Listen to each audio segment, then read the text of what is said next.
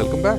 In the last video, we learned about how to go about designing transactional experiences. Now, in this video, we will talk about visual design execution. Some of the common tasks that you would see, especially around this topic, are somebody comes to you and says, "Hey, here's a wireframe. Can you create visual mockups?" Or somebody might come over to you and say, "Can you give me some interesting visual ideas?" Or "Can you help me design this page for different platforms like iOS or Android or desktop?" And the last one, the last type of question might be, "Can you use a design system to come up with more screens for me?"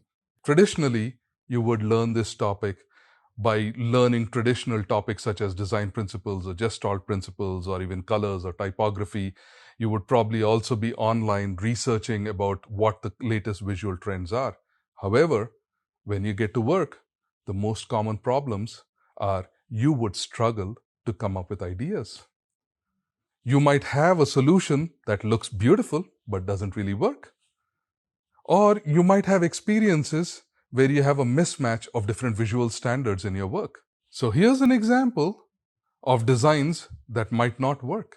So here you have two designers who've tried to design for the same problem, but only one of them is a UX designer. The other one designed a really nice looking screen.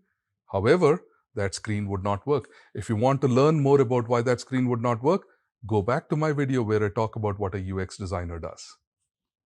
Here's another aspect. Every time we create apps, they go across different platforms. And so one of the things you need to know, especially as a visual designer, is what standards apply to what platform. So coming back to it, if you want to be pragmatic in executing your visuals, you need to have two pieces of information. The first aspect is obviously the theory, where you need to know the design principles, you need to know the general trends, and you need to know what toolkits are available in the market. And then the pragmatic way is you need to figure out how to align your user goals with your visual design. Second aspect, you need to get familiar with different design toolkits and standards. The third one is you need to learn how to apply those standards in an appropriate manner. At this point, you've gone through all of these 5 topics. You understand what companies are looking for when they are looking to hire a UX designer. What is the bare minimum foundation you need to have so you can get into the career and grow quickly? Now, the next step I'm going to talk about is there are 2 other topics that you need to know.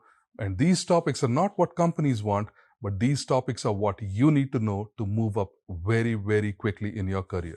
And these revolve around 1, how do you present yourself professionally? And 2, how do you communicate with your peers as well as other stakeholders within the organization?